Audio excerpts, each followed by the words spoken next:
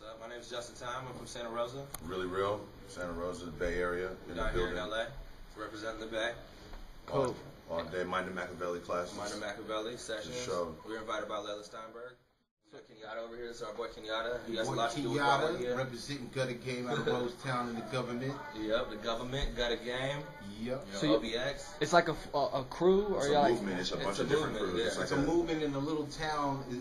We're from Sonoma County, and pretty much everybody in Sonoma County knows everybody.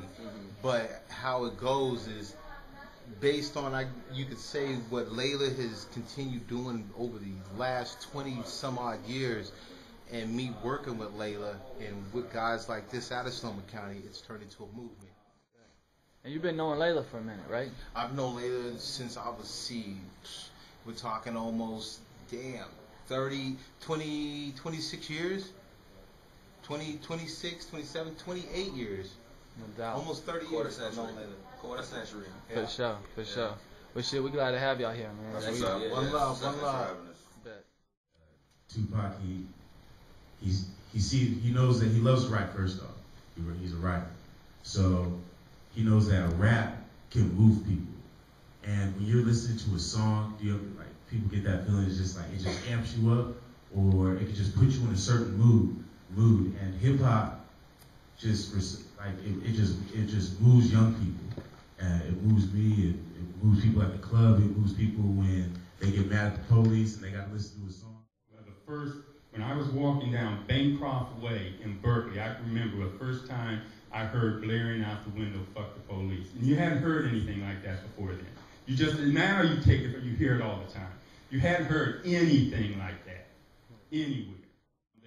These are really the architects of nigger theory, if you will, or nigga theory. You know, Q, then Pac, I see as kind of two of the leading in representing those who don't have a voice, the have-nots, those who are condemned as so much toxic human waste to be dumped and discarded and forgotten, all of those who are seen as moral monsters and outcasts and social pariahs.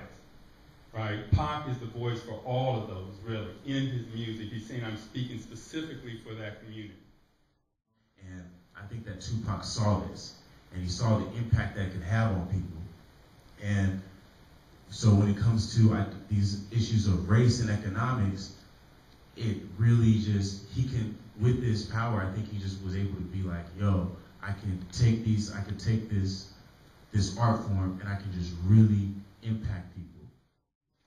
What were the Panther goals, and how was Tupac aligned in the mission of the Panthers, the impact of growing up in a politicized household, and what rap was to Tupac? In the section that it talks about, right in the same paragraph, it talked about how Thug Life extended Panther beliefs in self-defense and class rebellion. And this week I was listening to Crazy, because it was one of the assigned songs. And there are a number of lyrics. There's that line there where he talks about you don't have to be in jail to be doing time. Bring me a cigarette, dog. It got me feeling crazy. He talks about, in this line, he says, to borrow Du Bois' notion of dual consciousness, and then he goes into Tupac's conflict. He's continually talking about Tupac being conflicted. So what I'm asking you is, what were the ideas and commitments of the Panthers as a movement? What happened? And then, where is the conflict? He talks about Tupac's extreme materialism. Was he extremely materialistic?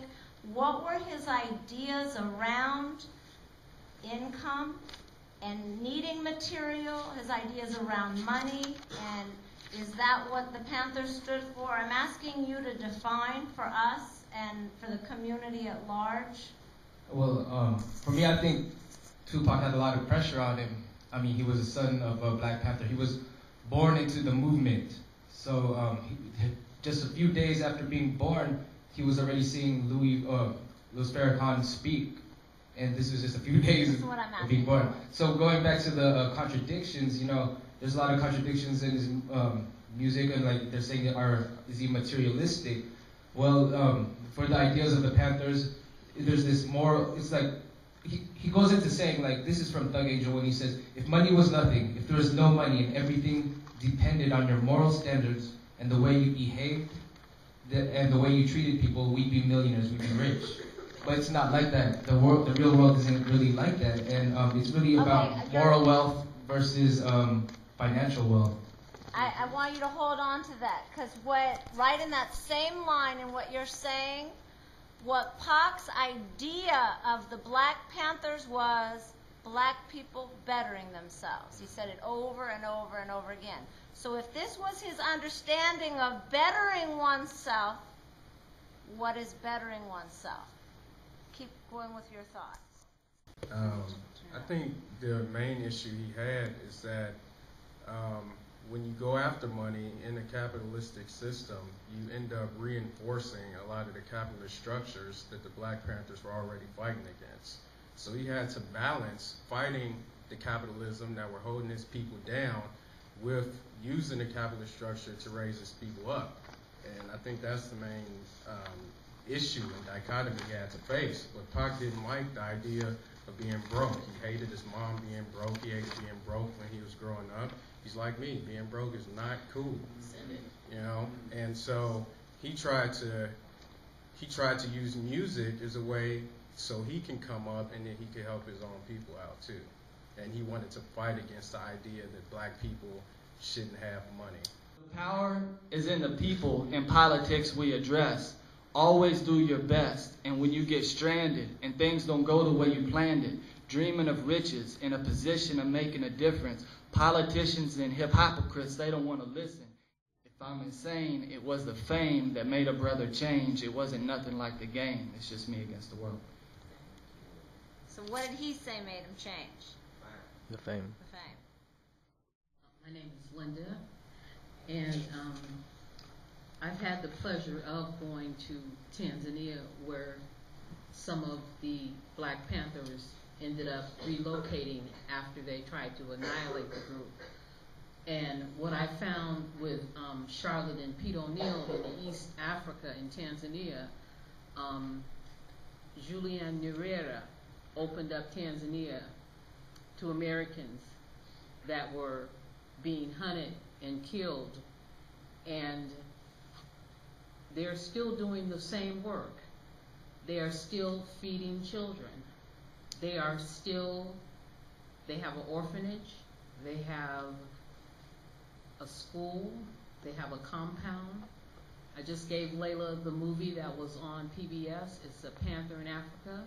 As soon as Geronimo got out and got his passport, he went to Tanzania. He lives right down the street from Pete.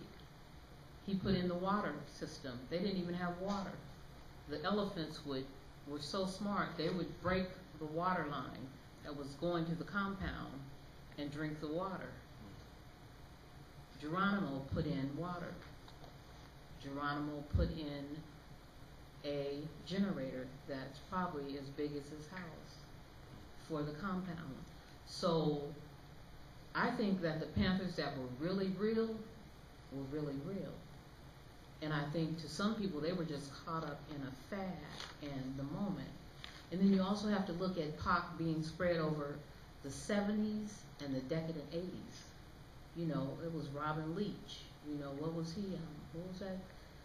The Lifestyle of the Rich and Famous.